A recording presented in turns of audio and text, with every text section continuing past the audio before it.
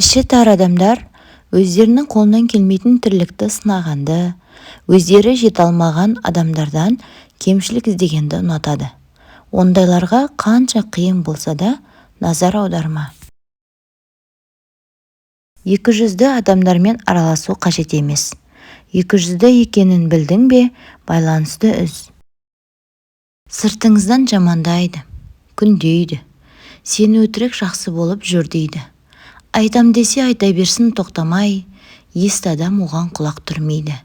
Сабырыңды ақылыңмен басып бақ, ақылы бар адам ғана гүлдейді. Өсекшілер қорқақ иттер сияғылды, сырттан ғана қарсы алдыңнан үрмейді. Жаманадан шалып жатса құлатып, жақсы жандар қолын беріп тұр дейді. Сондықтан да ерген сөзді елеме, олардікі қаңқу өсек құр мейлі.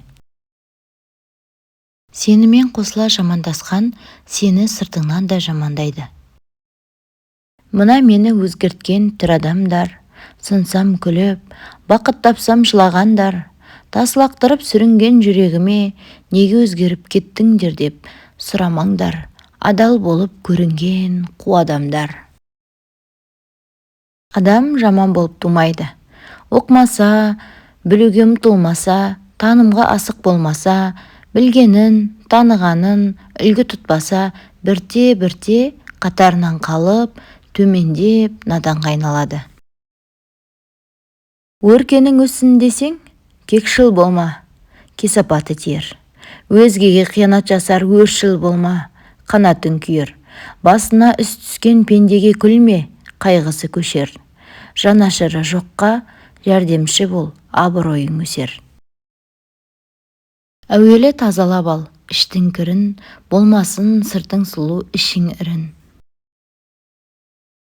Бас қатырар жайым жоқ өсеккемен, жай жүрсең де қалмайды өсек деген. Қызыл тілге сүйінген пендеге емес, жаратқанның алдында есеп берем. Ақталмаймын және де ешкімге де, жазғыруға хақы жоқ ешкім мүлде.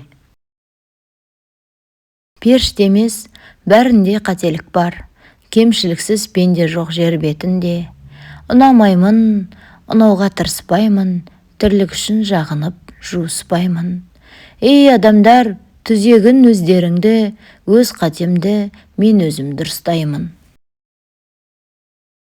Өзінен төменге едіреңдеп, өзінен жоғарыға жағымпаздану нағыз екіжүзді адамның ісі. Екіжүзділерді Құдай сүймейді.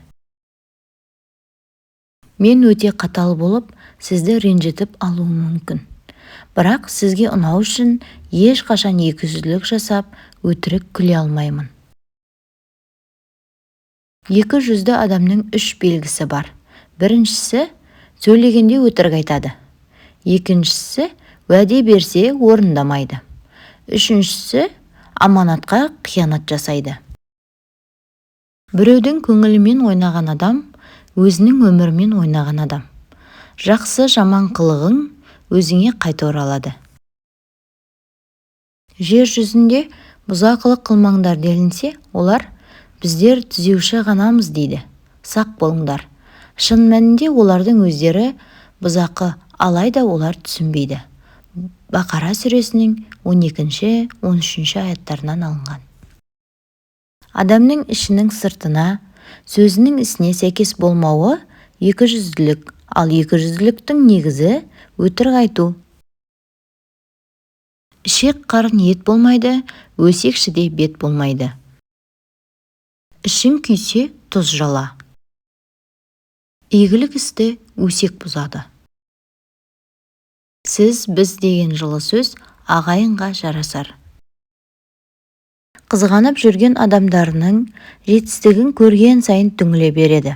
Мұндай адамға өзінен төмен адамдар ешқашан көрінбейді. Өзінен үстем, дәулетті адамның барлық нәрсесі көрінеді.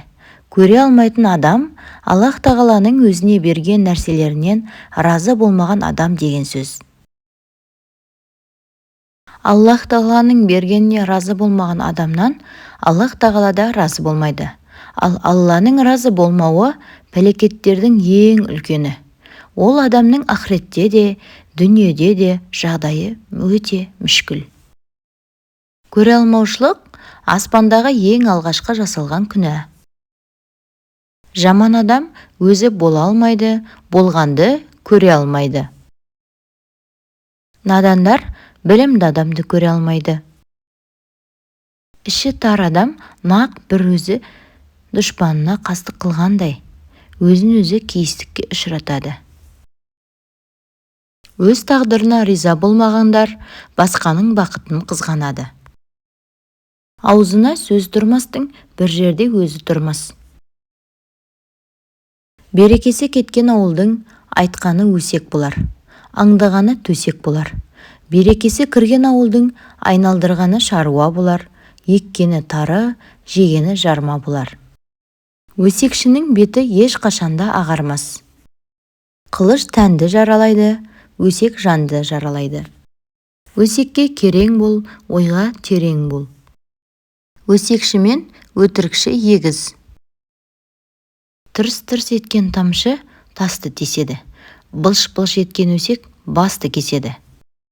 Жол қуған қазынаға жолғады. Сөз қуған пәлеге жолығады. Бақсы бақсыны, жақсы жақсыны көре алмайды. Сиыр сушыл, пасық адам күншіл. Өз басыңдағы отты көрмей, біреудің басындағы шоқты көрер. Әзілде кек жоқ, өсекте шек жоқ. Сөз бергеннің сөзіне ерсең, басыңа бейнет болады. Күншіл адам күні бойы ренжиді. Өз ойларыңызға мұқият болыңыз, кез келген іс ойдан басталады. Айтылған сөз, атылған оқ демекші, ауыздан бір шыққан сөзді де кері қайтару мүмкін емес. Егер адам ақыретте көтере алмайтын жүк, төлей алмайтын есеп арқалағысы келмесе, ең әуелі тіліне ие болуы керек. Тіл өсек айту үшін емес, Алланы ұлықтау үшін берілген. Өсек айтылған жерде отырма. Кездейсоқ болған жағдайда қосылма. Кесіп тастауға тырыс. Құрметті көрермен, ана тіліміздегі контентті қолдай отырыңыз. Тыңдағаныңыз үшін көп рахмет. Жаныңыз жабырқағанда, көңіліңізді көтеретін, қолдау көрсететін, күнделікті арнамда шығып тұратын видеоларды көргіңіз келсе, арнама жазылып, қоңырауша батырмасын басып алыңыз. Аман сау болыңыз.